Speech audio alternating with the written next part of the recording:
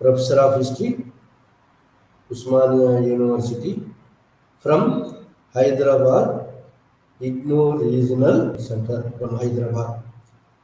ఈరోజు ఈ లైవ్ ఛానల్లో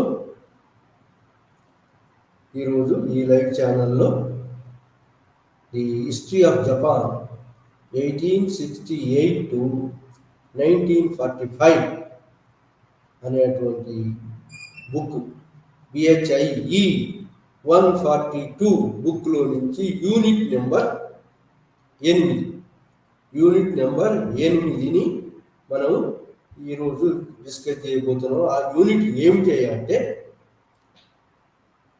మేజీ జపాన్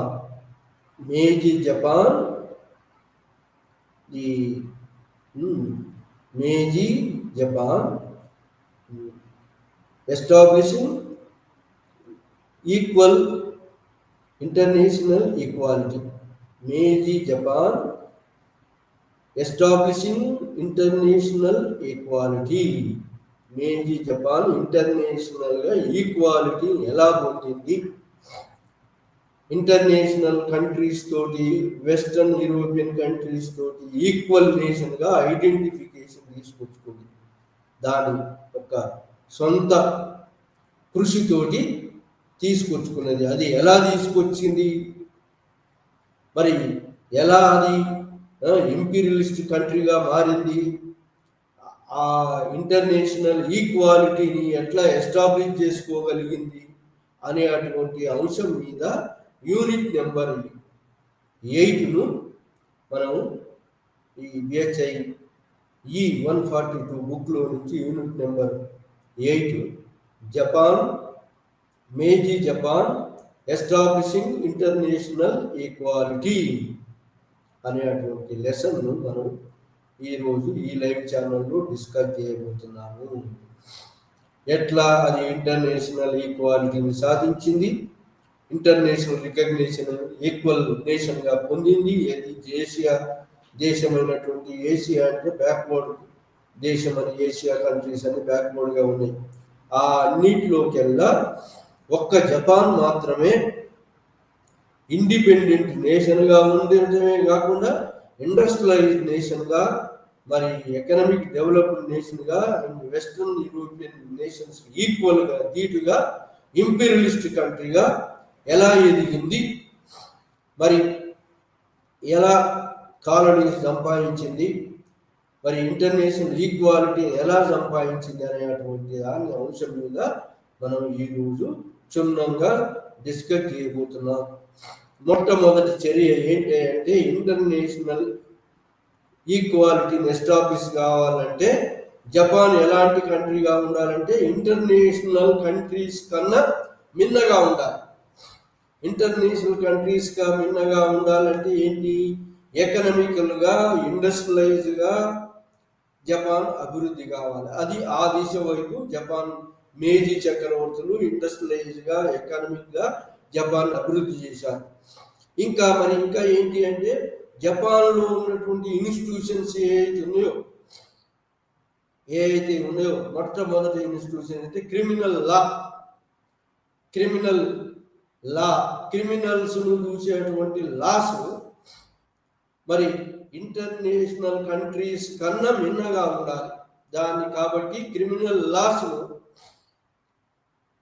మరి లా ఆస్పెక్ట్ తోటి ఇప్పుడు ఈ యొక్క వెస్టర్న్ నేషన్కి ఈక్వల్గా కావాలంటే వెస్టర్న్ నేషన్ పాశ్చాత్య దేశాల్లో ఉన్నటువంటి లా కన్నా మిన్నగా ఉన్నటువంటి లాస్ జపాన్లో ఉన్నాయనిపించుకోవాలి. ఇంకోటి జపాన్ ఎడ్యుకేషనల్గా, ఇండస్ట్రియలైజ్గా, మరి అగ్రికల్చరల్గా, మరి ఎకనామిక్గా బాగా అభివృద్ధి చెందాలి. మిలిటరీస్ కూడా బాగా అభివృద్ధి చెందాలి. సో ఈ అన్నిటికి తోడు మరి క్రిమినల్ లాస్ అండ్ ఇన్స్టిట్యూషన్స్ కూడా క్రిమినల్ లా మొట్టమొదటిది ఏంటంటే బెంథామ్ లాస్ ఏంటంటే బెంథాము ప్రిజన్స్ ఎలా జైల్లో నిర్బంధించే వాళ్ళు ఎలా ఉండాలంటే ఒక రౌండ్ వెల్ ఉంటుంది, వెల్ చుట్టూ సెల్స్ ఉంటాయి. అలాంటి యొక్క అరేంజ్మెంట్ వెస్ట్రన్ కంట్రీస్లో ఉంది. సో అలాంటి అరేంజ్మెంట్ కాకుండా జపాన్లో కొంచెం డిఫరెంట్గా ఉన్నది. ఆ విధంగా ప్రిజనర్స్ను మరి ఎక్కడో ఐలాండ్స్లో ఉంచడం జరిగింది. ఏది టోకోగవా ఫ్యూడల్ పీరియడ్లో, టోకోగవా ఫ్యూడల్ పీరియడ్లో, బకార పీరియడ్లో. కాబట్టి అలాంటి దాన్ని రీఫార్మ్ చేయాలి. ఇన్స్టిట్యూషన్ లా క్రిమినల్ లాస్ రీఫార్మ్ చేయాలని చెప్పి మొట్టమొదటి క్రిమినల్ లాస్ను రీఫార్మ్ చేయటం మొదలుపెట్టింది. రీఫార్మ్ చేసి క్రిమినల్ ఏది ఈ జపాన్ క్రిమినల్స్ను హ్యూమనిస్ట్గా చూడాలి. కాబట్టి అక్కడ వాళ్ళని ఎక్కడో ఫార్ ఆఫ్ ఐలాండ్స్ లాగా కాకుండా వాళ్ళు ఈ జపాన్ మెయిన్ ల్యాండ్లో ఉంచుతూ జపాన్లో ఉన్నటువంటి యొక్క క్రిమినల్స్ను మరి మంచి ఫుడ్ పెడుతూ వాళ్ళను మరి ఈ ఈ వెస్ట్రన్ కంట్రీస్ లాగా ట్రీట్ చేయకుండా వాళ్ళను ఇండస్ట్రియల్ స్కూల్స్గా, అంటే క్రిమినల్స్ను డెత్ సెంటెన్స్ కానీ, ఫాగింగ్ కానీ, టార్చరింగ్ కానీ పెట్టి అటువంటి సంస్కృతి ఉండేది. ఇంతమంది అన్ని దేశాల్లో ఉండేది. అయితే జపాన్లో కూడా అలాంటిది ఉండేది. అయితే ఇలాంటి దాన్ని సంస్కరించాలని చెప్పి జపాన్లో ఐడియా వచ్చింది. ఐడియా వెస్ట్రన్ కంట్రీస్లో కూడా ఇలాంటిది క్రిమినల్స్ను కొంచెం మంచిగా చూస్తున్నారు కాబట్టి ఇక్కడ కూడా మంచిగా చూడాలని చెప్పి ఒక ఐడియా వచ్చి క్రిమినల్ లాస్ను రీఫార్మ్ చేసుకుంటూ వచ్చింది. ఏంటి అంటే క్రిమినల్ మెయిన్ ల్యాండ్లో ఉంచి మంచి ఫుడ్ పెడుతూ, మరి మీట్ కూడా పెడుతూ, రైస్ ఫుడ్ పెడుతూ వాళ్ళను క్రిమినల్స్ను ఒక సెంటర్ నుంచి అన్ని వసతులు కల్పించు. వాళ్లకు ఏది కార్పెంటరీ వర్క్, మరి మ్యాషనరీ తాపీ పని. సో ఇలాంటి వర్క్ ఇండస్ట్రియల్ స్కూల్స్గా మార్చాలి. వాళ్ళకు డెత్ సెంటెన్స్ కానీ, టార్చర్ కానీ, ఫ్లాగింగ్ కానీ ఇలాంటివి చేయకుండా క్రిమినల్స్ ఇన్హ్యూమన్గా చూడకుండా వాళ్ళలో మార్పు తీసుకొచ్చేటువంటి చట్టాలను చేయాలి. అప్పుడే జపాన్ దేశానికి రికగ్నిషన్ వస్తుంది. జపాన్ దేశానికి ఇంటర్నేషనల్గా హ్యూమనిస్ట్ కంట్రీగా, మరి ఏషియాలో మరి హ్యూమనిస్ట్ కంట్రీగా పేరు వస్తుంది. అట్లాంటి హ్యూమనిస్ట్ రీఫార్మ్స్ ఏది ఈ క్రిమినల్స్ ఆస్పెక్ట్లో తీసుకురావాలని చెప్పి క్రిమినల్ లాస్ అన్నింటినీ సవరించి క్రిమినల్ ఏది జైల్స్ అన్నింటినీ కూడా ఇండస్ట్రియల్ స్కూల్స్గా, ఆడ తాపీ పని హార్డ్ వర్కర్స్గా వాళ్ళను మార్చే దిశలు. అంటే మైండ్ తోటి గెలవాలి. కానీ వాళ్ళు సివియర్ పనిష్మెంట్స్, డెత్ సెంటెన్స్ ఇలాంటి ఇవ్వడానికి లేదు.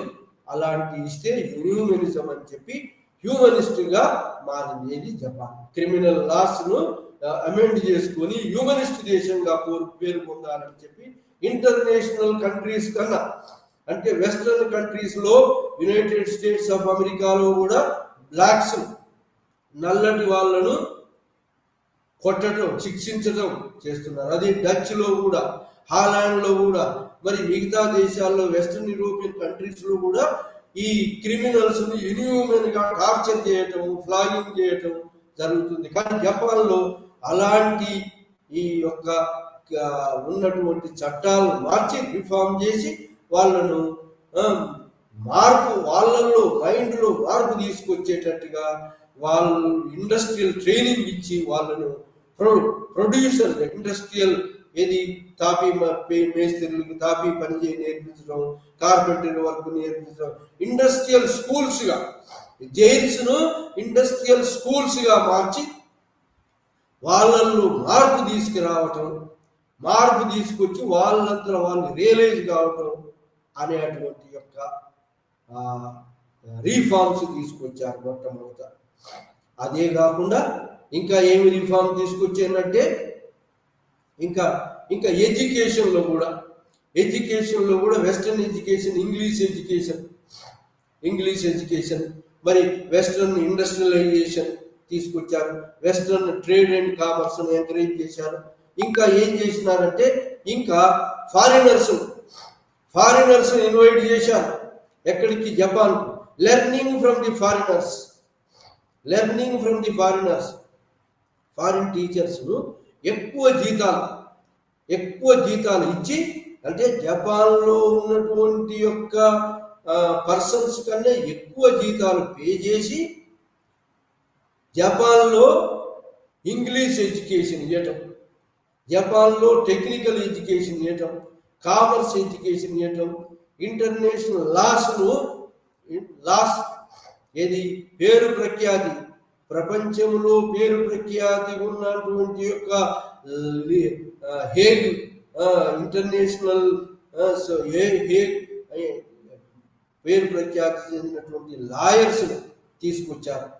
లాయర్స్ కాకుండా కమర్షియల్ ట్రైనర్స్, కామర్స్ అభివృద్ధి చేయడానికి ట్రైనింగ్ చేయడానికి తీసుకొచ్చారు. ఇంగ్లీష్ ఎడ్యుకేషన్కు తీసుకొచ్చారు. మరి టెక్నికల్ ఎడ్యుకేషన్ అభివృద్ధి చెందడానికి తీసుకొచ్చారు. సైన్స్ టెక్నాలజీని డెవలప్ చేయడానికి తీసుకొచ్చారు. ఇండస్ట్రియలైజేషన్ కావడానికి తీసుకొచ్చారు. సో ఈ విధంగా learning from the foreign teachers ఎక్కువ పే చేసి జపాన్ ప్రజలకు ఆ యొక్క ట్రైనింగ్ ఇప్పించారు. ఆ ట్రైనింగే కాకుండా ఇంకా జపాన్లో మిక్స్డ్ కోర్స్ పెట్టారు. మిక్స్డ్ కోర్స్ అంటే జపాన్లో ఫారిన్ జడ్జెస్ ఉంటారు, అంటే అవుట్ సైడ్ దేశాల జడ్జెస్ ఉంటారు, జపాన్ జడ్జెస్ ఉంటారు, మిక్స్డ్ కోర్స్ ఉంటారు. ఆ విధంగా మిక్స్డ్ కోర్సులో మిక్స్డ్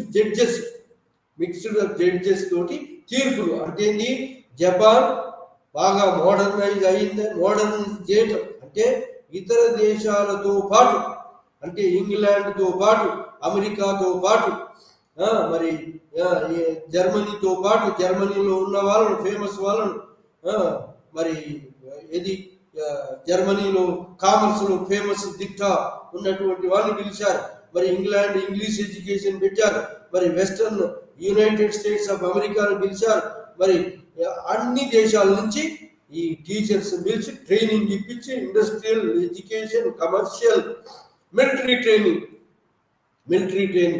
అన్ని విధాల ట్రైనింగ్ ఇచ్చి జపాన్ బాగా మోడర్నైజ్ చేయటం, ఇంటర్నేషనల్ దేశాలకు ఈక్వల్గా చేయడం జరిగింది. మిలిటరీలో కానీ, ఇండస్ట్రియల్లో కానీ, ఎకానమీలో కానీ, అగ్రికల్చర్లో కానీ, మరి అన్నింటిలో కూడా ఈ జపాన్ దేశాన్ని ఇంటర్నేషనల్ కంట్రీస్ ఈక్వల్గా మోడర్నైజ్ చేయడం జరిగింది మేజీ చక్రవర్తుల ఆధ్వర్యంలో.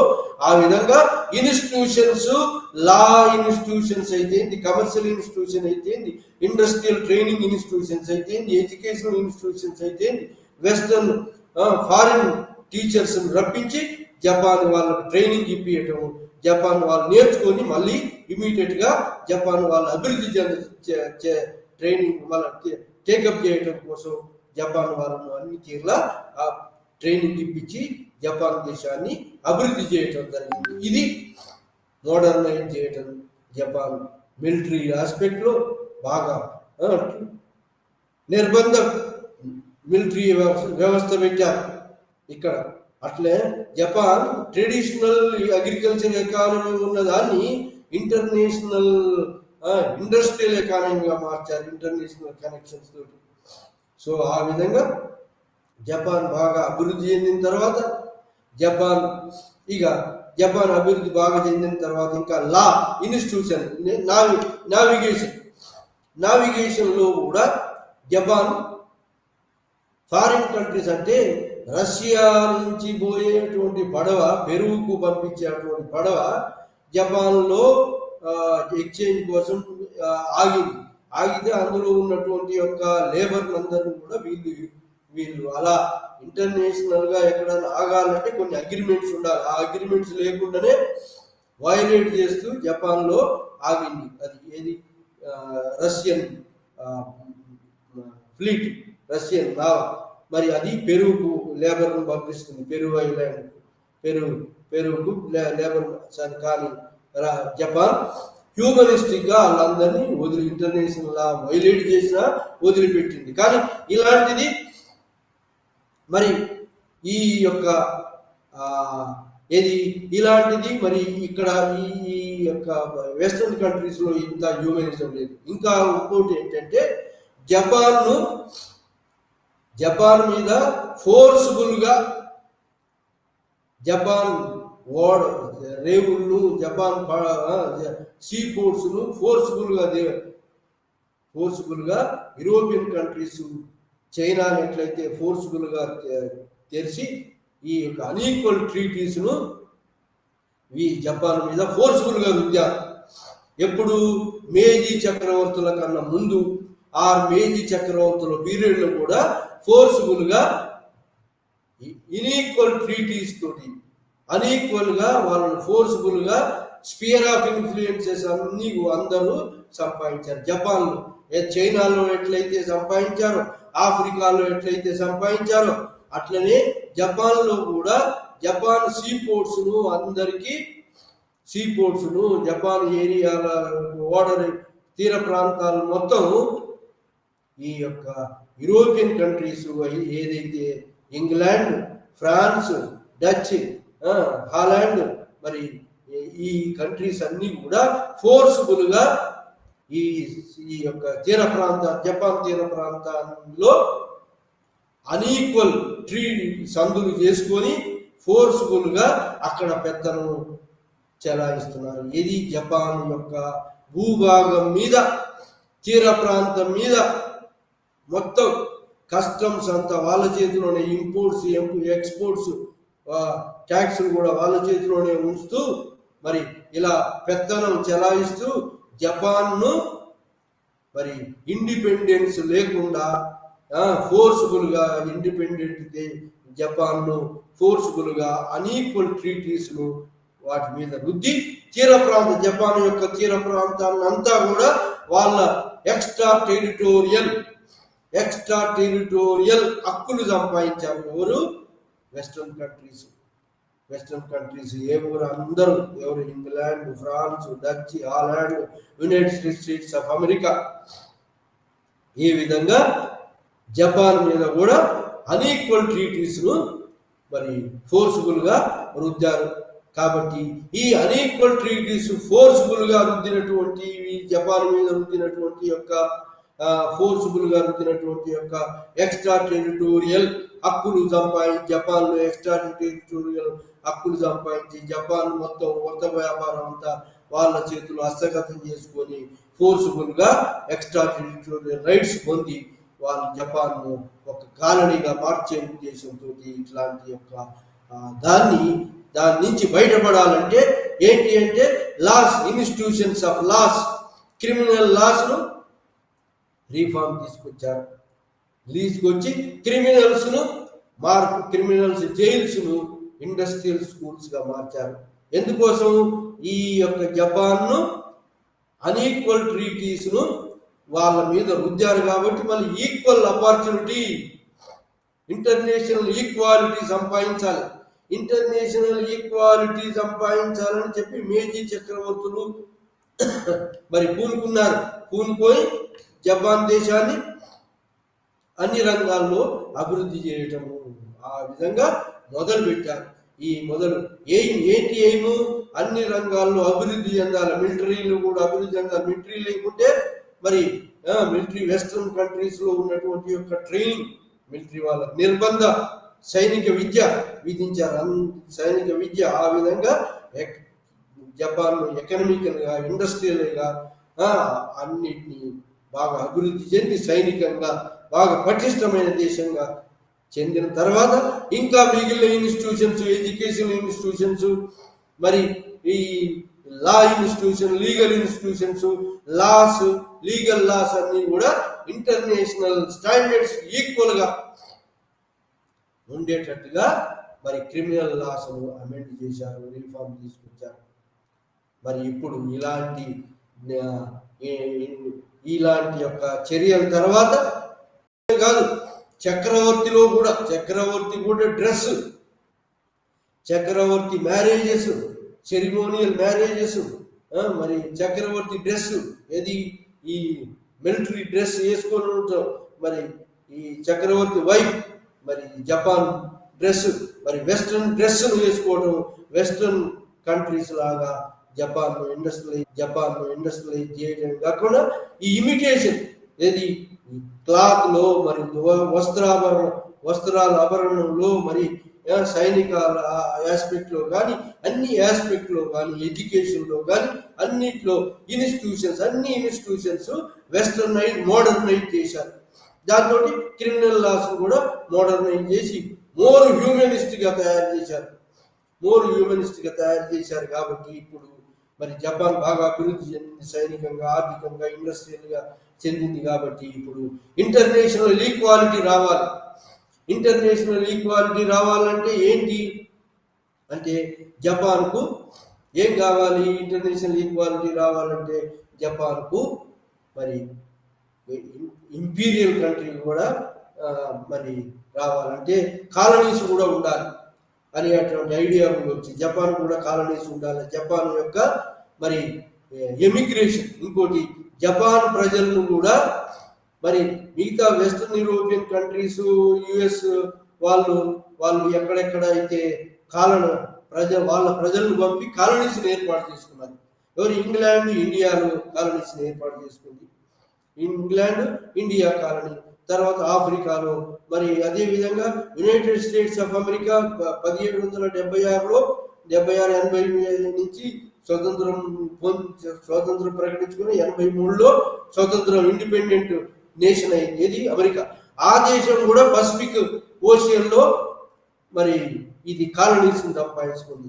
రష్యా కూడా మరి కొరియా మీద మరి వాటి మీద రష్యా కూడా కాలనీస్ సంపాదించుకుంది.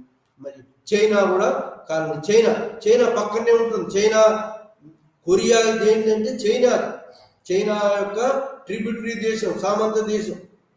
సో ఈ విధంగా ఇంపీరియలిస్టిక్ గా మొత్తం అన్ని దేశాలు మరి ఏషియాలో మరి ఈ పసిఫిక్ ఓషియన్ లో ఇంపీరియలిస్టిక్ కంట్రీస్ గా ఉన్నాయి. కాబట్టి మరి ఇంపీరియలిస్టిక్ కంట్రీగా, సామ్రాజ్యవాద దేశంగా జపాన్ కూడా ఎదగాలనే ఆలోచన వీళ్ళకు కూడా వస్తే మరి దానికి ధీటుగా ఏమైంది? దీన్ని మోడర్నైజ్ చేశారు. అన్నింటిలో, సైన్యంలో, అన్నింటిలో, కామర్స్ అండ్ ఇండస్ట్రీ, మరి exports, imports, agriculture, industrial development అంతా జరిగింది.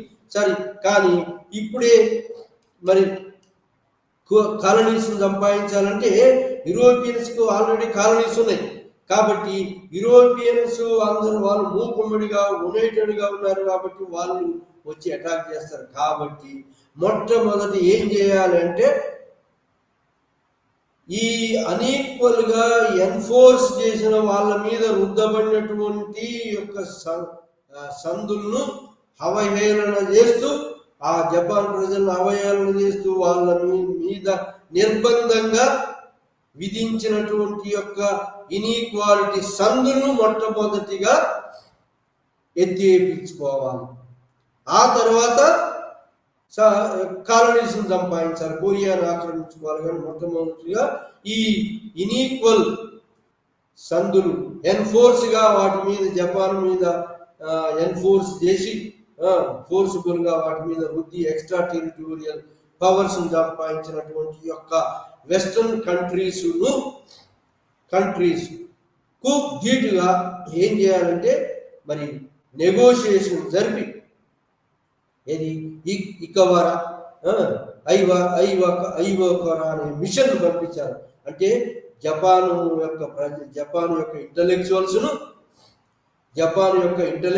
ను జపాన్ యొక్క అఫీషియల్స్ ను యూరోపియన్ కంట్రీస్ పంపారు. యూరోపియన్ కంట్రీస్ అని Germany, England, United States of America, అక్కడ డెవలప్మెంట్ ఎలా ఉంది, వాళ్ళు ఎట్లా కాలనీస్ సంపాదించారు, మరి ఆ మెక్సికోలో అక్కడక్కడ హాఫ్ ఆఫ్ మెక్సికో అమెరికా వశమైంది, ఎట్లా ఆ కాలనీస్ ఎలా ట్రీట్ చేస్తున్నారు. ఈజిప్ట్ దేశాన్ని పంపారు, వాళ్ళ యొక్క అఫీషియల్ మిషనరీని, వాళ్ళ యొక్క రాయబారులను పంపి అక్కడ సిచ్యువేషన్ ను స్టడీ చేసి వాళ్ళు ఈ ఎక్స్ట్రా టెరిటోరియల్ రైట్స్ ను ఈజిప్ట్ లో ఎలా ట్రీట్ చేస్తున్నారు, మరి అమెరికా ఎలా కాలనీస్ సంపాదించింది, మరి అమెరికాలో ఉన్నటువంటి డెవలప్మెంట్ ఏంటి, మరి ఆ విధంగా మరి ఈక్వల్ స్టేటస్ సంపాదించాలి. కాబట్టి అక్కడ ఉన్న డెవలప్మెంట్ స్టడీ చేసి ఇక్కడ ఆ డెవలప్మెంట్ను సాధించారు. ఆ డెవలప్మెంట్ను స్టడీ చేసినటువంటి ఇంటెలెక్చువల్స్ ఇక్కడికి వచ్చిన తర్వాత వీళ్ళల్లో ఇక్కడ ఇంటెలెక్చువల్లో జపాన్ ఇంటెలెక్చువల్లో అఫీషియల్స్లో ప్రభుత్వంలో మేజీ ప్రభుత్వంలో మరి ఒక అవేకనింగ్ వచ్చి మరి ఆ జపాన్ కూడా అలా అభివృద్ధి చెందాలి. కాబట్టి మరి జపాన్కు మరి ఇంటర్నేషనల్ గా ఈక్వాలిటీ స్టేటస్ సంపాదించాలి. ఫోర్స్ఫుల్ గా రుద్దిన సందులను ఇన్ఈక్వల్ గా ఫోర్స్ఫుల్ గా రుద్దిన సందులన్నింటినీ మరి ట్రీటీసులు సందులన్నింటినీ మరి వెనకకు నెట్టివేసి ఈక్వాలిటీ ఇంటర్నేషనల్ ఈక్వాలిటీని సంపాదించి రికగ్నైజ్ పొందాలి అనేటువంటి మిషన్స్ నెగోషియేషన్ మిషన్స్ పంపారు. అందులో ఫేమస్ మిషన్ ఏంటంటే 43 మందితోటి ఐవాకారా మిషన్ అనే మిషన్ పంపించారు. మిషన్ పంపించి 40-50 మంది అఫీషియల్స్ తోటి మిషన్స్ పంపించి ఇంటర్నేషనల్ కంట్రీస్ తోటి నెగోషియేషన్స్ పెట్టిరు. నెగోషియేషన్స్ పెట్టి అన్ని కంట్రీస్ తోటి నెగోషియేషన్స్ పెట్టారు. ఈ నెగోషియేషన్ తోటి జపాన్ మరి బాగా అభివృద్ధి చెందింది. జపాన్లో మోడర్నైజ్ అయింది. జపాన్ వెస్టర్న్ కంట్రీస్ కానీ ఏది తీసుకోదు. ఇంటర్నేషనల్ లాస్ ఉన్నాయి జపాన్లో. మరి ఇంకా ఏంటంటే జపాన్ దేశం మొత్తాన్ని కూడా ఈ యొక్క యూరోపియన్ పౌరులందరూ కూడా జపాన్ దేశాన్ని మొత్తాన్ని కూడా సీ పోర్ట్స్లనే కాకుండా ఒక పర్మిషన్ ఇచ్చినటువంటి కొన్ని పట్టణాలనే కాకుండా మిగతా చోట్ల కూడా వాళ్ళు ల్యాండ్స్ కొనుక్కోవచ్చు. అయితే జపాన్ కొన్ని ప్లేసెసే యూరోపియన్స్కి ఇచ్చింది. ఆ పట్టణాలనే ఉంటే ఆ పట్టణాలు పెద్ద సిటీస్ గా మారినాయి. అక్కడ ఈ యూరోపియన్స్ గుర్రాల మీద వాళ్ళు స్వారీ చేయటము, గుర్రాల మీద తిరగటము ఈ జపాన్ ప్రజలకు ఏంటి అంటే అవహేళనగా జపాన్ అంటే అప్పుడు ఏంటంటే ఇంటర్నేషనల్ గా ఏది వెస్టర్న్ కంట్రీస్ కానీ జపానీయులు ఉన్నతీయులు గుర్రాల మీద తిరిగేవాళ్ళు. ఆ గుర్రాల మీద యూరోపియన్ తిరుగుతుంటే జపాన్ ప్రజలకు కోపం వచ్చి ఏంటి వాళ్ళ మీద దాడి చేయటం, ఇలాంటి కాన్ఫ్లిక్ట్. ఇంకా ఏంటంటే జపాన్లో ఉన్నటువంటి యొక్క మైనారిటీస్ కానీ మైనారిటీస్ కానీ ఈ యొక్క SC/ST పాపులేషన్ ఇషిబో మూవ్మెంట్ బురాకు ఇషిబో మూవ్మెంట్ వాళ్ళను కూడా 1871లో ఎడిక్ట్ ఆఫ్ ఎమాన్సిపేషన్ తీసుకొచ్చి ఈ యొక్క జపాన్ కాలనీస్ లో ఉన్న వాళ్ళను ఈక్వల్ గా చూస్తూ ఐను ప్రజలను ఈక్వాలిటీ ఇస్తూ అక్కడ కూడా జపాన్ ప్రజలు పోయి జపాన్ మెయిన్ ల్యాండ్ వాళ్ళు పోయి వాళ్ళను మోడర్నైజ్ చేయటం, వాళ్ళని ఈక్వల్ గా కస్టమ్స్ వాళ్ళ ఉన్నప్పటికీ కూడా వాళ్ళను ఈ జపాన్ లో కలిపేసుకోవటం మొదలు పెట్టారు. ఆ విధంగా మైనారిటీ వాళ్ళను మరి ఈ విధంగా అన్టచబుల్ కమ్యూనిటీస్ ఆఫ్ జపాన్ లో ఉన్నటువంటి వాళ్ళను అందరినీ కూడా జపాన్ లో ఉన్నటువంటి యొక్క ప్రభుత్వం ఈక్వల్ ట్రీట్మెంట్ ఇవ్వటం ఏంటి ఈ విధంగా లీగల్ ఇన్స్టిట్యూషన్స్ మరి ట్రీట్మెంట్ జపాన్ లో ఉన్నటువంటి వాళ్ళందరినీ జపాన్ ఐలాండ్స్ లో ఉన్నటువంటి ఫార్ ఆఫ్ ఐలాండ్స్ లో ఉన్నటువంటి వాళ్ళకు కూడా ఈక్వల్ ట్రీట్మెంట్ ఇవ్వటం. ఆ విధంగా మరి ఈ జపాన్ వెస్టర్న్ దేశంతో కంపేర్ చేస్తే, పాశ్చాత్య దేశాలతో కంపేర్ చేస్తే ఈ జపానే దేశమే చాలా గొప్ప దేశంగా, హ్యూమనిస్ట్ దేశంగా మరి మార్పు తీసుకొచ్చారు జపాన్లో. సో ఆ విధంగా కంపేర్ చేస్తుంది జపాన్. ఐరోపా దేశాల్లో ఎలాంటి బ్లాక్స్కి ఎలాంటి, అమెరికాలో బ్లాక్స్కి ఎలాంటిది ఈ రికగ్నిషన్ ఉంది, మరి ఈ హాలాండ్లో జర్మనీలో స్లేవ్స్కి ఎలాంటి రికగ్నిషన్ ఉంది, మరి ఇక్కడ జపాన్లో మరి ప్రజలకు లేబర్కు ఎలాంటి రికగ్నిషన్ ఉంది, వాళ్ళ కన్నా మెరుగైనటువంటి యొక్క రికగ్నిషన్ హ్యూమనిస్టిక్ గా క్రిమినల్స్ కూడా ఇండస్ట్రియల్ జైల్స్ కూడా ఇండస్ట్రియల్ స్కూల్స్ గా మారటం. సో ఈ విధంగా హ్యూమనిజంలో మరి ఓపెన్ హార్టెడ్నెస్ లో ఇంటర్నేషనల్ కంట్రీ వెస్టర్న్ కంట్రీస్ కన్నా మించిపోయినటువంటి దేశంగా మార్చింది. సో ఆ విధంగా కంపేర్ చేసి మరి ఈ యొక్క లాస్ను, అక్కడున్న లాస్ను, వెస్టర్న్ కంట్రీస్ ఉన్న లాస్ను, ఈ జపాన్ లో ఉన్న లీగల్ ఇన్స్టిట్యూషన్స్ ఇవే చాలా గొప్పవి వాటికన్నా. సో ఆ విధంగా జపాన్ దేశము ఇక్కడ ఉన్నటువంటి దీని కింద ఉన్నటువంటి ఐలాండ్స్ ను బాగా ఈక్వల్ గా చూస్తుంది అందరినీ. మరి ఈ యొక్క జపాన్ మరి మరి మంచిగా హ్యూమనిస్టిక్ గా చూస్తుంది. వాళ్ళ సొంత ప్యాట్రియాటిక్ గా దేశ పౌరులుగా ప్యాట్రియాటిక్ దేశ ప్యాట్రియాటిజం ఎంకరేజ్ చేస్తూ ఆ విధంగా జపాన్ దేశంలో ప్యాట్రియాటిజం అంటే దేశభక్తిని పెంపొందించింది. దేశభక్తి కాకుండా అందరిని ఈక్వల్ ట్రీట్మెంట్ చేస్తూ అందరిని యునైట్ చేసింది. జపాన్ ప్రజలందరినీ యునైట్ చేసి మోడర్నైజ్ చేసి జపాన్ దేశము మరి మిగతా వెస్టర్న్ కంట్రీస్ ఏమాత్రం తీసుకోదు అనేటువంటి యొక్క ఐడియాను తీసుకురాగలిగింది. సో ఆ తర్వాత ఇంటర్నేషనల్ ఈక్వాలిటీ సాధించాలనేటువంటి మిషనరీస్ పంపటం, మరి మిషనరీస్ తోటి అల్టిమేట్ గా ఒక ఇండివిజువల్ కంట్రీస్ తోటి నెగోషియేషన్ జరిపి అట్ లాస్ట్ 1894లో ఇంగ్లాండ్ తోటి సంధి జరిగింది. International equality. కొరియన్ క్రైసిస్ వచ్చింది కొరియా మీద. మరి సో ఈ ఇంటర్నేషనల్ మొట్టమొదటి ఈక్వాలిటీ సంధి 1894 మరి ఈక్వల్ ఇంటర్నేషనల్ గా జపాన్ కూడా ఈక్వల్ అనేటువంటి యొక్క రికగ్నిషన్ ఇంగ్లాండ్ తో సంధి చేసుకుంది. 1894లో ఇంగ్లాండ్ తో జపాన్ సంధి చేసుకోవడం.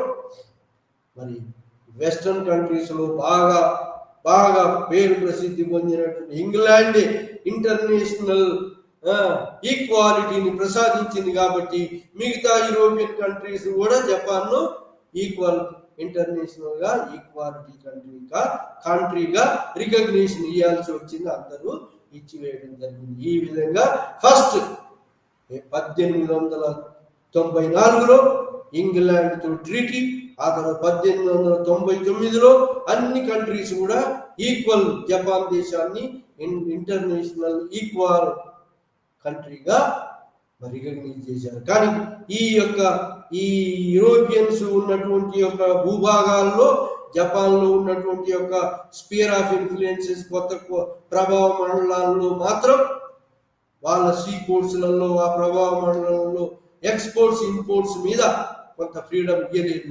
అది 1911లో సంపాదించింది. 1899లో ఇంటర్నేషనల్ ఈక్వాలిటీని సంపాదించింది జపాన్. మేజీ చక్రవర్తుల ఆధ్వర్యంలో మేజీ జపాన్ ఎస్టాబ్లిషింగ్ ఇంటర్నేషనల్ ఈక్వాలిటీ 1899. ఆ తర్వాత 1911లో ఈ యొక్క ఈ యూరోపియన్స్ జపాన్ లో ఉన్నటువంటి స్పెషల్ భూభాగాల మీద కూడా తమదే కస్టమ్స్ డ్యూటీ విధించి తామే స్వతంత్రంగా సార్వభౌమంగా విధించే హక్కును సాధించింది. ఆ విధంగా కంప్లీట్ ఇండిపెండెంట్ దేశంగా అయ్యింది ఇది జపాన్. ఆ విధంగా ఇంటర్నేషనల్ ఈక్వాలిటీ సంపాదించిన తర్వాత అప్పుడు మరి జపాన్ మరి ఈ విధంగా ఆ ఇంటర్నేషనల్ ఈక్వాలిటీ సంపాదించిన తర్వాత జపాన్ను మరి ఇంపీరియలిస్టిక్ కంట్రీగా మారాలనే ఆలోచన వచ్చింది. ఇంపీరియలిస్టిక్ కంట్రీస్ గా మారాలంటే అప్పుడు ఏం చేస్తున్నారంటే ఈ యొక్క ఇంపీరియలిజం ఇన్ ఏషియా, ఈ యూరోపియన్ పవర్స్ అన్ని కూడా ఈ యొక్క ఏషియాలో జపాన్ చుట్టూ కూడా మరి కొరియాలో మరి మంచూరియాలో మరి ఈ పసిఫిక్ ఓషన్ లో ఉన్న ఐలాండ్స్ మీద ఈ యొక్క యూరోపియన్ దేశాలు వాటి కాలనీగా మార్చుకుంటున్నాయి. ఆ విధంగా ఇంగ్లాండ్ మరి రష్యా, ఫ్రాన్స్, జర్మనీ, మరి చైనా, ఈ దేశాలు అన్నీ కూడా మరి పోటీ పడుతున్నాయి. Imperialism in Asia. ఈ పోటీ పడి ఏం చేసినాయి? ఈ United States of America Caribbean islands ను, పసిఫిక్ ఓషన్ లో ఉన్నటువంటి ఐలాండ్స్ అన్నింటినీ అది విషయం తీసుకుంది. ఇంగ్లాండ్ కూడా మరి ఈ ఇండియా, మిగతా చైనాలు వాటి స్పియర్ ఆఫ్ ఇన్ఫ్లుయెన్స్ చైనాకు ఈ సాయం చేసేది కాకుండా ఈ యూరోపియన్ దేశాలన్నింటినీ కూడా అన్ని కూడా చైనాలో మరి వాటి యొక్క ప్రభావ మండలాలను, స్పియర్ ఆఫ్ ఇన్ఫ్లుయెన్స్ ప్రభావ మండలాలు చైనాలో సంపాదించుకున్నాయి. అదేవిధంగా మరి కొరియా ఒకప్పుడు చైనా యొక్క సామంత దేశం. కానీ ఇప్పుడు కొరియా మీద ఏది కన్ను వేసిందంటే రష్యా వేసింది. ఇంకా కొరియా మీద చైనా యొక్క పలుకుబడి కూడా ఉంది. చైనా యొక్క భూభాగం అది. ఈ విధంగా మరి రష్యా ఏం చేస్తుంది? ఈ రష్యాకు వార్మ్ వాటర్, అటు వేడి నీళ్ళ నుంచి పడవలు పోవడానికి వాల్డివాస్టిక్ అనే ఈ యొక్క రేవు చలికాలంలో అది గడ్డగడుతుంది మంచులతోటి. కాబట్టి ఈ వేడి నీళ్ళు ఉన్నటువంటి యొక్క ఓడరేవు ఒకటి ఈ వైపు ఈస్ట్ వైపు కావాలి. కాబట్టి ఈస్ట్ వైపు కావాలంటే దానికి కొన్ని ఈ యొక్క మంచూరియాలు, చైనాలో, కొరియాలో కొన్ని ప్రాంతాలు, వాటి ఈ యొక్క సైబీరియా ల్యాండ్ ఈ ప్రాంతంలో ఆ రష్యా కాలనైజ్ చేయటం మొదలుపెట్టింది. సో ఈ విధంగా కాలనీస్ ఏర్పాటు చేసుకొని ఇంపీరియలిజం ఇన్ ఏషియా మొదలుపెట్టింది. ఏషియన్ కంట్రీస్ మీద ఈ యొక్క వెస్ట్రన్ కంట్రీస్ అన్ని కూడా మరి వలసలు సంపాదించుకోవటం, వాటిల్లో మరి వాటి మీద పెత్తనం చేయటం మొదలుపెట్టాయి. అది అంతేకాకుండా ఈ వలసలు సంపాదించుకోవటమే కాకుండా ఇంకా వెస్ట్రన్ కంట్రీస్ ఏం చెప్తున్నాయంటే, వెస్ట్రన్ కంట్రీస్, యూరోపియన్ కంట్రీస్ అంతా civilised, white men burden theory అని చెప్పాయి.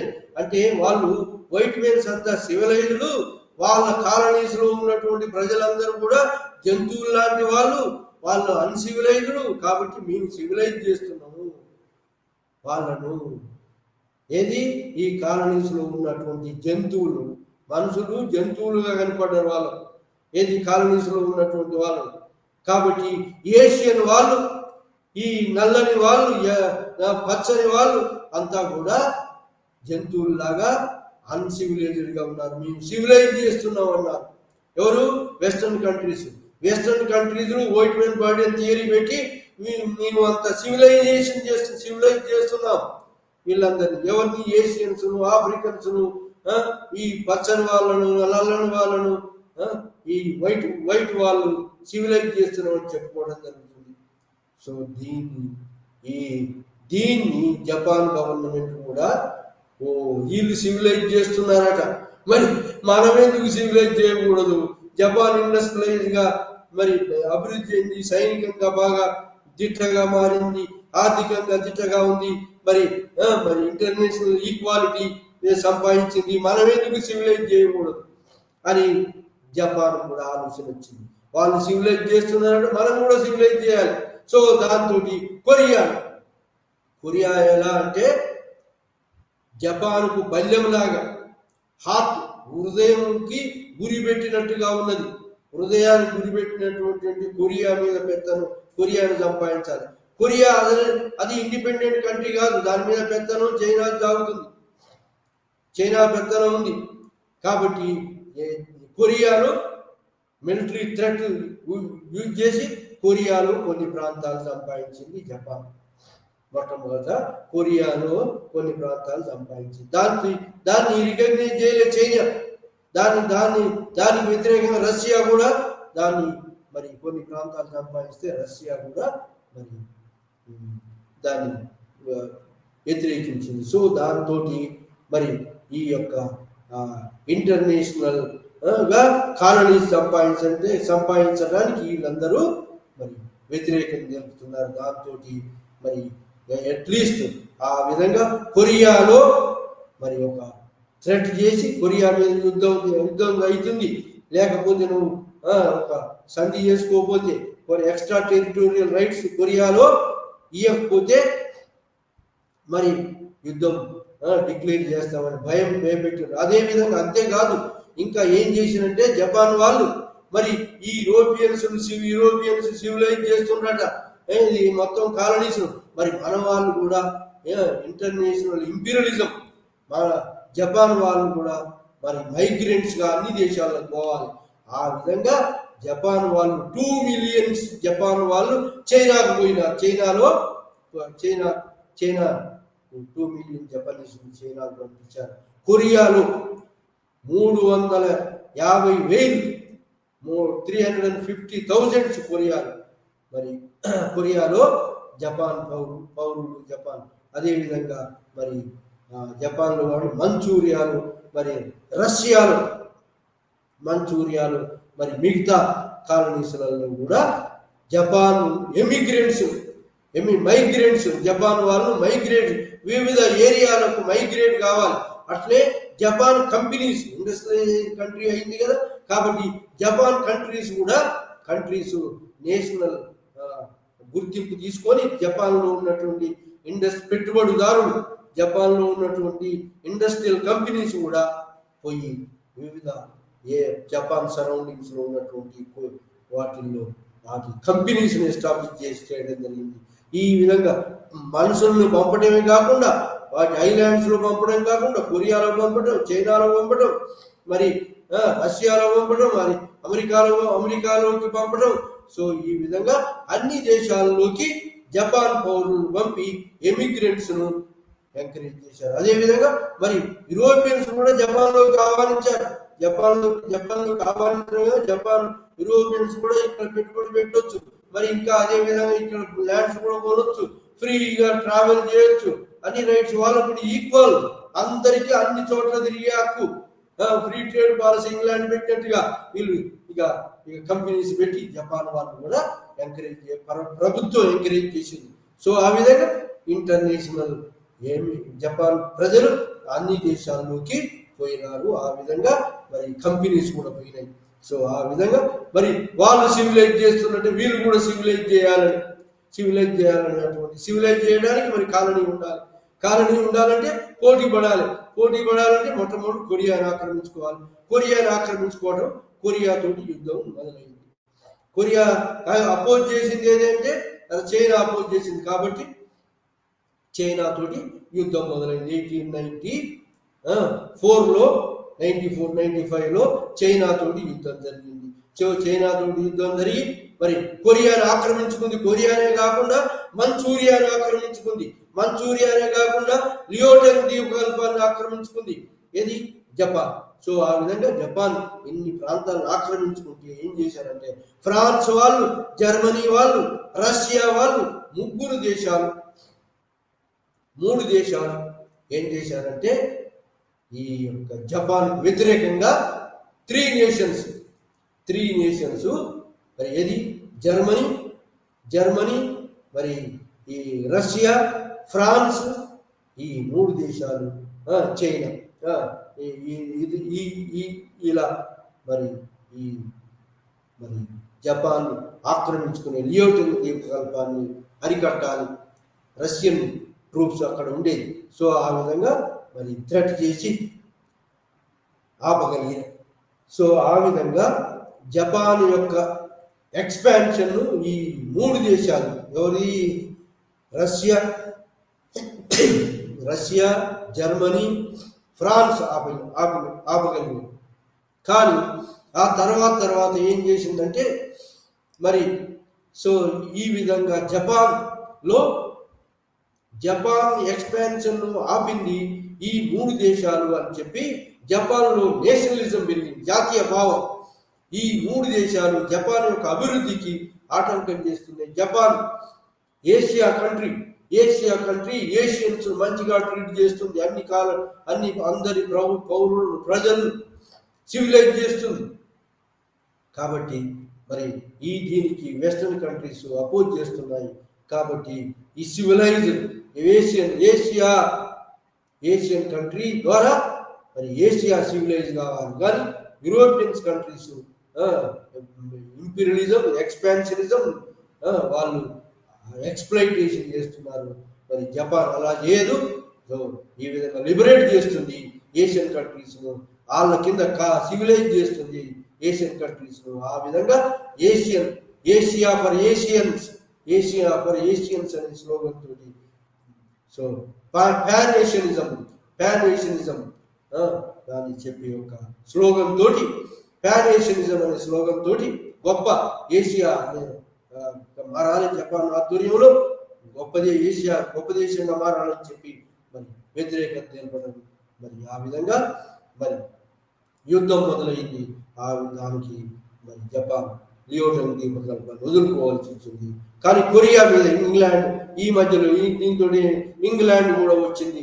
ఇంగ్లాండ్ వచ్చి 1902లో ఇంగ్లాండ్ తోటి సంధి చేసుకున్నారు. అంతకుముందే ఇంగ్లాండ్ తోటి సంధి చేసుకోవాలి, రష్యా తోటి సంధి చేసుకోవాలనుకున్నది.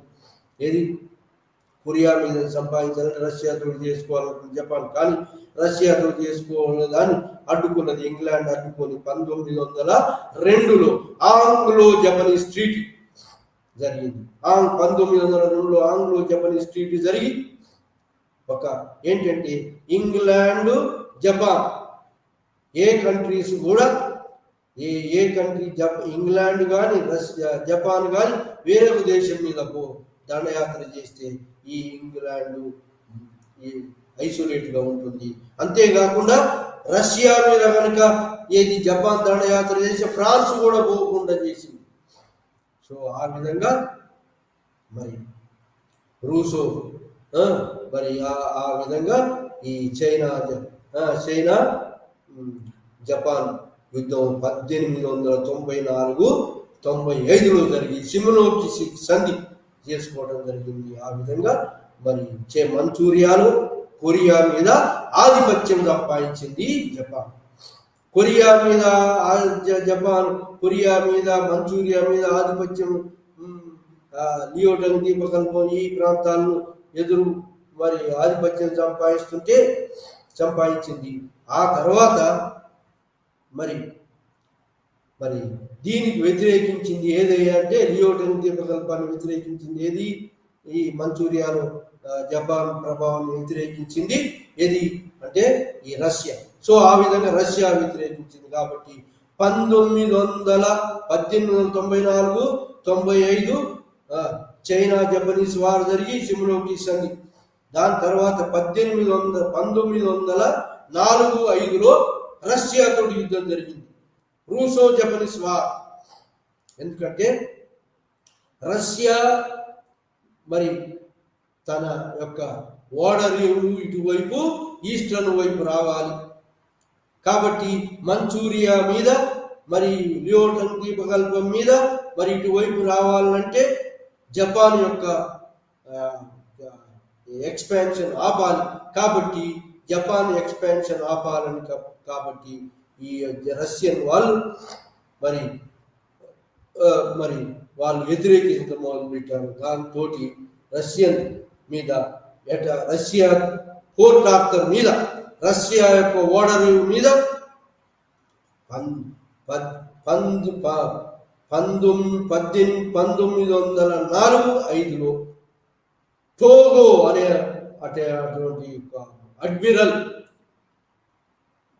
జపాన్ నావి ఏది యుద్ధ నావాలు నడిపే అడ్మిరల్ పోర్ట్ ఆర్థర్ మీద విరుచుకపడ్డాడు. 1904-05 రూసో జపనీస్ వార్ అంటారు. విరుచుకపడి మొత్తం డిస్ట్రాయ్ చేశాడు. పోర్ట్ ఆర్థర్ మొత్తం డిస్ట్రాయ్ చేశాడు. ఈ రష్యన్ పడవలన్నిటిని కూడా డిఫీట్ చేశాడు, డిస్ట్రాయ్ చేశాడు మొత్తం. ఎవరు? ఈ టోగో అనేటువంటి అడ్మిరల్ ఆధ్వర్యం. ఆ విధంగా డిస్ట్రాయ్ చేసిన దాకా, ఆ పోర్ట్ ఆర్థర్ డిస్ట్రాయ్ చేసిన దాకా రష్యాకు తెలియదు. రష్యా యుద్ధం డిక్లేర్ చేయకుండానే మొత్తం ఈ యొక్క రష్యా ఓడలన్నింటినీ డిస్ట్రాయ్ చేశాడు.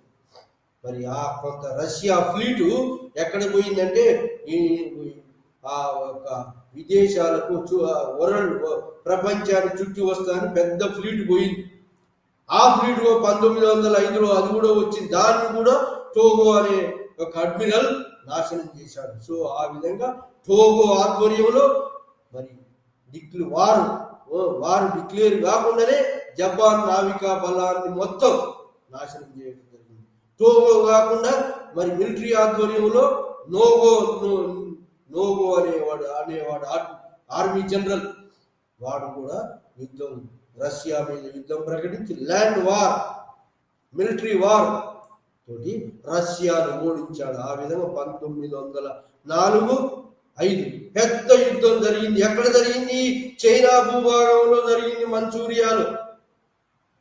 యుద్ధం రష్యా జపాన్కు జరిగింది, కానీ భూభాగం ఏదయ్యా అంటే చైనా భూభాగం మంచూరియాలో జరిగింది. కాబట్టి అక్కడ మంచూరియాలో 20,000 మంది చైనీయులు చంపబడ్డారు, చైనీయ పౌరులు చచ్చారు ఆ యొక్క యుద్ధ భూమిలో. అదే కాకుండా 1,50,000 మంది సైనికులు చనిపోయినారు. ఇది మరి అతి పెద్ద ఘోరమైనటువంటి ప్రజలు, సైన్యం. 20,000 మంది సైనికులే చనిపోయినారు, 20,000 మంది పౌరులే చనిపోయారు, చైనీయ పౌరులు. 1,50,000 మంది మరి సైనికులు ఇరువైపులా చనిపోయినారు. ఇంకా పెద్ద మొత్తంలో ఈ నోగో ఆర్మీ యొక్క సైన్యం కూడా, జపాన్ సైన్యం కూడా చాలా చనిపోయింది, రష్యా సైన్యం చాలా చనిపోయింది. సో ఆ విధంగా ఈ యుద్ధము పెద్ద యుద్ధ భూమిలో ప్రజలు, సాధారణ ప్రజలు ఆర్థిక ఇబ్బందులు, యుద్ధంతో ప్రజా నష్టము, ప్రాణ నష్టము, ప్రజా నష్టము, ఆర్థిక వసతులు, ఇలాంటి యొక్క యుద్ధ భీతి జరిగింది. రూసో జపనీస్ వారిలో ఇలాంటి యుద్ధం జరిగింది. దాంతో నోగో అనేవాడు సూసైడ్ చేసుకోవాలి అనుకున్నాడు. సూసైడ్ చేసుకున్నాడు. మీది చక్రవర్తి చనిపోవడంతో ఇంతమంది జపాన్ సైనికులకు చావడానికి కారణమైనటువంటి నేనే ఎందుకని చెప్పి వాడు చనిపోయినాడు. ఇక ఈ అడ్మిరల్ టోగో అనే వారి యొక్క మెమరీ కోసం ఒక చర్చిని ఈ షింటో మత దేవాలయాన్ని కట్టి వాని మెమరీగా ప్రతిష్టాపన చేశారు. అదేవిధంగా నోగో మెమరీగా దేవాలయాన్ని కట్టి ప్రతిష్టాపన చేశారు. ఈ విధంగా యుద్ధం జరిగింది. యుద్ధం జరిగిన తర్వాత మరి ఈ విధంగా ఎంతో ప్రాణ నష్టం జరిగింది. ఆఖరికి జపాన్ మరి ఇంటర్నేషనల్ గా గుర్తింపు పొంది ఏషియన్ దేశాల్లో మరి రష్యా ఎప్పుడైతే ఓడిపోయిందో, Russia western European white men burden theory అని కొట్టుడు పోయింది. సో కొట్టుడు పోయి ఏషియా వాళ్ళు కూడా మరి ఇక్కడ ఇంటలెక్చువల్ ప్రచారం జరిగింది. పబ్లిక్ ప్రెస్ ఏషియన్స్ వైట్ వాళ్ళ కన్నా ఎల్లో వాళ్ళు, మరి ఏషియన్ వాళ్ళు, డార్క్ వాళ్ళు ఏమాత్రం తీసుకోరు, వైట్ మెన్ కన్నా మరి మిన్నటువంటి వాళ్ళు ఈ యొక్క ఏషియన్స్ అని చెప్పి ఒక ప్రచారం జరిగింది. ఆ విధంగా పెద్ద యుద్ధం జరిగింది. మరి ఆ తర్వాత 1937-45 మధ్యలో మళ్ళా యుద్ధం జరిగింది. దేంతో? చైనాతో జరిగింది.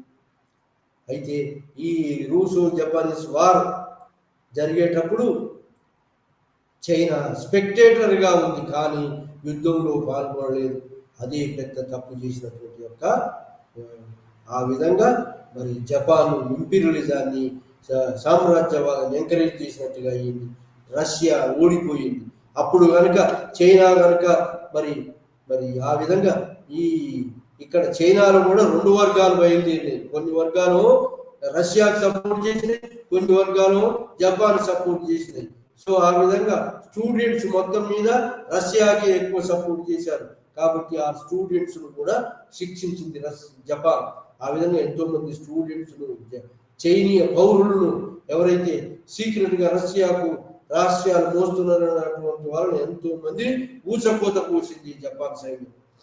సో ఈ విధంగా మరి పెద్ద యుద్ధం రూసో జపనీస్ వారు జరిగి ఆ యుద్ధంలో ఎంతో ప్రాణ నష్టం జరిగింది. ఆ తర్వాత 1937 వరల్డ్ వార్ II వచ్చే వరకు 1937 45 మధ్యలో పెద్ద యుద్ధం జరిగింది. ఎక్కడ మంచూరియా కోసం జరిగింది. ఆ మంచూరియాలో వ్యతిరేకంగా మరి అక్కడ ఆ యుద్ధంలో ఈ జపాన్ వ్యతిరేకంగా మరి China government plus communist government రెండు కలిసి ఈ యొక్క మంచూరియా ఏరియా, మంచూరియా అనేది జపాన్ మెయిన్ ల్యాండ్ గా ఉండకుండా పర్వతాల అవతల ఉంటుంది, జర కంట్రోల్ చేయలేకుండా ఉంటుంది కాబట్టి దాని మీద పెద్ద కాన్సన్ట్రేషన్ చేయలేదు చైనా. సో ఆ విధంగా ఆ మంచూరియాలో జపాన్ పలుకుబడి సంపాదిస్తే జపాన్ మంచూరియా మీద కేంద్రీకరించింది. మరి దాంతో ఈ యొక్క 1937-45 వరల్డ్ వార్ II వచ్చే వరకు మరి చైనా దేశములో రెండు గ్రూపులుగా నేషనలిస్ట్ చైనా వాళ్ళు, కమ్యూనిస్ట్ చైనా వాళ్ళు మరి జపాన్ వ్యతిరేకంగా పోరాడారు. మరి ఆ విధంగా మరి జపాన్ మంచూరియాను వాళ్ళు ఆక్రమించుకున్నారు. కానీ ఆ తర్వాత జపాన్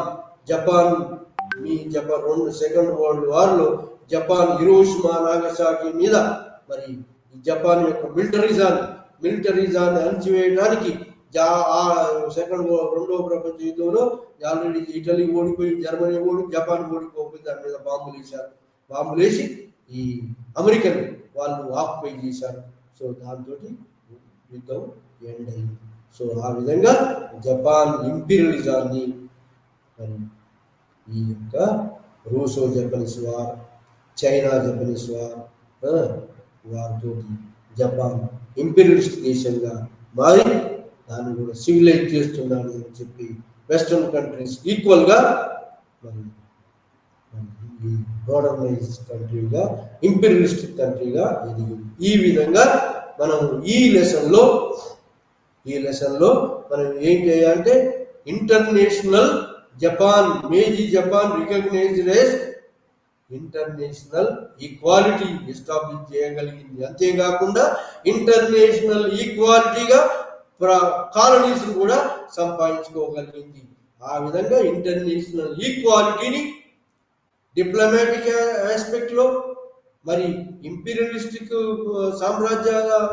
సామ్రాజ్య దేశంగా మరి జపాన్ దేశం వెస్టర్న్ కంట్రీస్ ఏమాత్రం తీసిపోని అటువంటి దేశంగా ఎదిగి ఇంటర్నేషనల్ ఈక్వాలిటీని ఎస్టాబ్లిష్ చేయగలిగింది. అన్ని ఆస్పెక్ట్లో international equality in diplomacy and imperialism and also in the humanism and also సైనిక పరంగా మరి ఇండస్ట్రియల్ పరంగా జపాన్ ట్రెడిషనల్ గా ఇది అగ్రికల్చర్ చేసి కుటీర పరిశ్రమ దేశాలు ఇండస్ట్రియల్ కంట్రీ అయింది. ఈ యొక్క ఇంటరాక్షన్ విత్ యూరోపియన్ కంట్రీస్ తోటి ఇండస్ట్రియల్ నేషన్స్ తోటి పోటీ పడటంతో అది కూడా ఇండస్ట్రియలైజింగ్ నేషన్గా మారింది. సో ఆ విధంగా జపాన్ మరి ఇంటర్నేషనల్ ఈక్వాలిటీని అన్ని రంగాల్లో ఎస్టాబ్లిష్ చేయగలిగింది. ఇది మనం ఈరోజు ఈ లైవ్ ఛానల్లో డిస్కస్ చేసినటువంటి యొక్క టాపిక్. మేజీ చక్రవర్తుల ఆధ్వర్యంలో Japan establish international equality in all aspects. International ఈక్వాలిటీగా అన్ని ఇన్స్టిట్యూషన్స్ తయారు చేసిన తర్వాత ఈక్వాలిటీ కోసం నెగోషియేషన్స్ జరిపి నెగోషియేషన్తో సక్సెస్ అయ్యి మరి ఆ తర్వాత మరి వీటి కాలం డిప్లొమసీలో కూడా ఈ ఇంపీరియలిస్ట్ దేశంగా కూడా మరి ఇది టెక్నాలజీ మిలిటరీ యూజ్ చేసి మరి డిప్లొమసీ యూజ్ చేసి ఇది ఇంటర్నేషనల్ ఈక్వాలిటీ ఇంపీరియలిస్ట్ దేశంగా కూడా రికగ్నైజ్ పొంది ఏషియన్ దేశంలో వెస్టర్న్ కంట్రీస్గా ఈక్వల్గా వృద్ధి చెందిన దేశంగా గుర్తింపు పొందింది. అది మనం ఈరోజు ఈ లైవ్ ఛానల్లో డిస్కస్ చేయగలిగినటువంటి యొక్క టాపిక్. థ్యాంక్స్.